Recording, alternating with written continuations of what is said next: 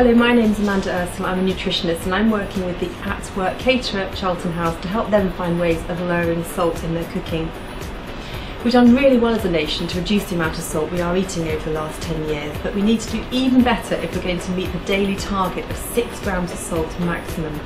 Why is it important to lower salt? Well, it can impact on our blood pressure, lowering it within just 4 weeks of starting to lower the salt in our diet. And this can also have a knock-on effect of saving up to 8,000 premature deaths a year. Imagine the effect that that has on the families who are affected by those deaths.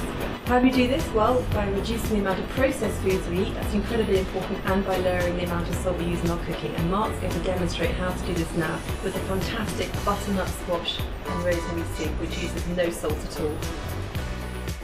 Hello, my name is Mark Taplin. I'm the head chef for Workplace Caterer at Charlton House here in Crawley for Virgin Atlantic.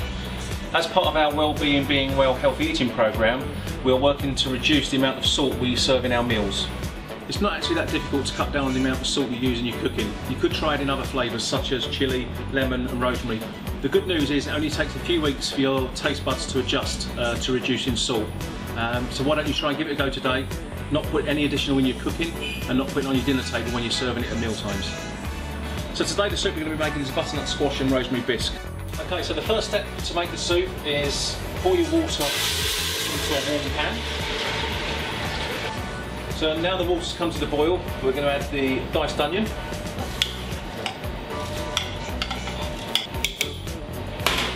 And a few cloves of garlic, whole. And now we're going to cook that for about 8 to 10 minutes until tender. Okay, so now the onion's been cooking and the garlic for about 8 to 10 minutes. It's nice and soft. So we're now going to add the butternut squash into the soup.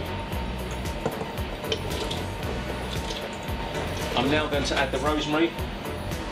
We leave it whole with the stalks because after the cooking process we're going to take it out before we puree it.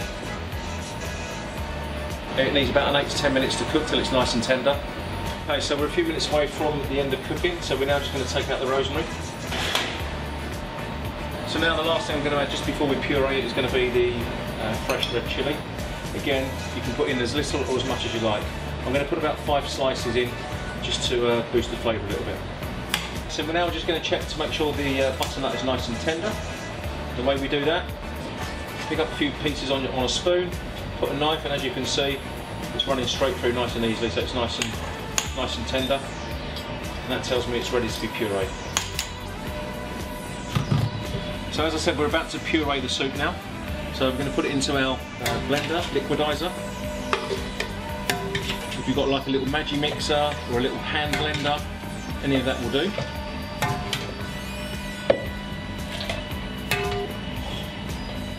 Make sure your lids are nice and tight.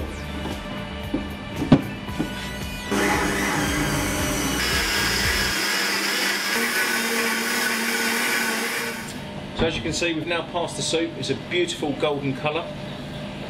It's got nice body, nice texture and a very nice flavour. Okay, so now we've got the finished article. It's time to taste it, make sure that you're happy with it. For me, I'd personally put a little bit of cracked black pepper into it. It doesn't need anything else. It's nicely seasoned with the natural flavours that we've been using. The other thing you could do to it, you could add some little pumpkin seeds or a few little leaves on top of it if you wanted to, but I'll keep it nice and simple as it is. The recipe is very straightforward, very simple, and hopefully easy to follow. So why don't you give it a go yourself, and then you can see how tasty the soup is, and surprise yourself by using no salt, how nice it actually is.